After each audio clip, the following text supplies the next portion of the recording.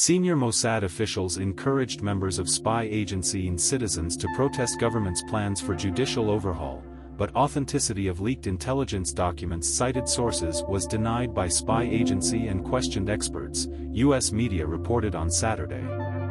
The Prime Minister's office later issued a statement on behalf of the Mossad, dismissing the reports as completely false and ridiculous. The New York Times and the Washington Post reported that leadership of the spy agency defended Mossad officials and Israeli citizens to protest new Israeli government's proposed judicial reforms, citing a March 1 Pentagon document. The report's memo isn't clear on how Mossad leaders defended the protests, but says efforts began in February.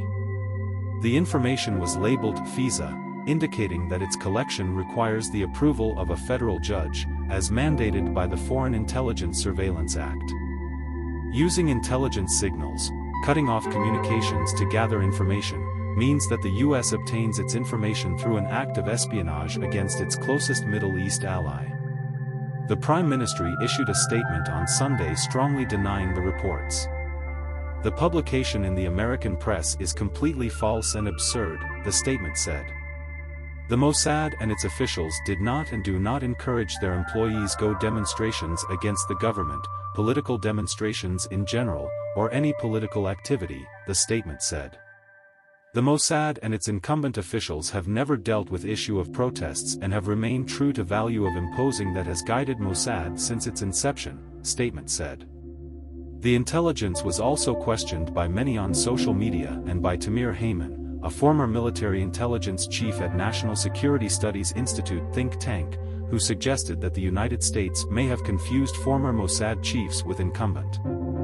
On day intelligence report was released, dozens of former security officials, including former Mossad chiefs, wrote to President Isaac Herzog asking government to refrain from assisting in judicial overhaul. Obviously, the report is fundamentally wrong. I think organization of the Special Operations Unit and Mossad alumni involved in protest is a misnomer. Someone may not know how to differentiate between them and those currently on duty, Heyman told Army Radio.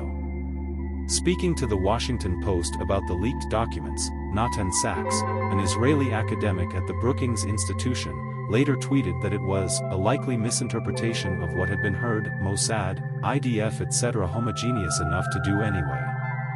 In February, it was reported that Mossad chief David Barnea had allowed junior staff of the intelligence agency to join the protests.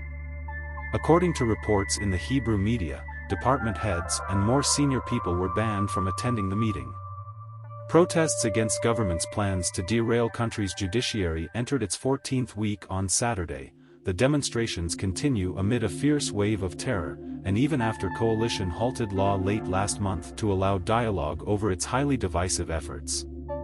Senior U.S. officials quoted by the Times acknowledged that the leaked documents looked like legitimate briefing material, but one appeared to have been altered.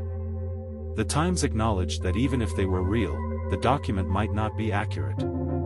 Senior Israeli defense officials denied reports and the Mossad's Prime Minister's office said it was investigating report. The documents were among a treasure trove that was leaked and posted on sites like Twitter.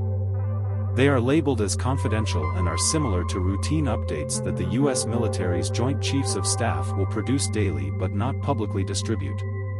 According to CNN, the documents contain details about Israel's ways of providing aid to Ukraine, but no further details were given. Jerusalem has so far refused to send weapons as part of its aid to Kiev, but a report published last month said it could provide defense systems.